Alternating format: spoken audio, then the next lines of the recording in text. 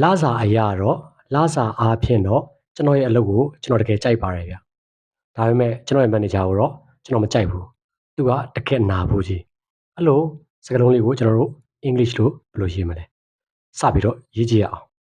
လာစာအားဖြင့်တော့လာစာအရာတော့ကိုကျွန်တော်တို့က in terms of ဆိုတဲ့စကားလုံးလေးသုံးရပါတယ် in terms of လာစာဆိုတော့ salary ပေါ့နော် in terms of salary ကျွန်တော်ရဲ့လက်ရှိအလုပ်ကိုကျွန်တော်တော်တော်ကြိုက်ပါတယ်ဆိုတော့ကျွန်တော်ရဲ့လက်ရှိအလုပ်ကိုကျွန်တော်တော်တော်ကြိုက်ပါတယ်ဆိုတော့ I really love my current job ဒါပေမဲ့ကျွန်တော်ရဲ့ manager ကိုကျွန်တော်မကြိုက်ဘူးဗျသူကတကယ်နှာဘူးလို့ဆိုရင်ဘယ်လိုပြောမလဲဆိုတော့ however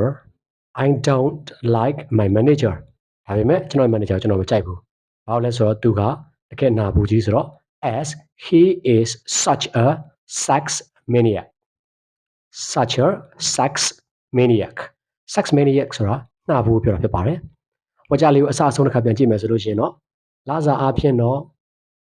လာစာအရာတော့ကျွန်တော်ရဲ့အလုပ်လက်ရှိအလုပ်ကိုကျွန်တော်တော်တော်ကြိုက်ပါတယ်ဒါပေမဲ့ကျွန်တော်ရဲ့ manager ကိုကျွန်တော်မကြိုက်ဘူး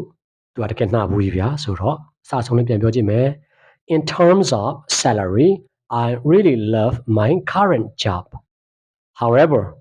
I don't like my manager as he is such a sex maniac ဖြစ်ပါတယ်ဟုတ်ဒီသင်ခန်းစာလေးမှာဆိုလို့ရှိရင်ကျွန်တော်သတိထားရမယ့်ဟာတော့အားဖြင့်လာစာအားဖြင့်လာစာအရာဆိုတဲ့စကားလုံးလေးဖြစ်ပါတယ် English လို့ in terms of လေးဖြစ်ပါတယ် in terms of နောက်တစ်ခါထပ်ပြီးတော့သိစေချင်တာကတော့အဲ့လိုနှာဘူးဆိုတာကိုသိစေချင်တာပါနှာဘူးကိုကျွန်တော်တို့က sex maniac လို့ခေါ်ပါတယ် sex maniac ကဲဒီသင်ခန်းစာလေးကမိမိအတွက်အကျိုးရှိမယ်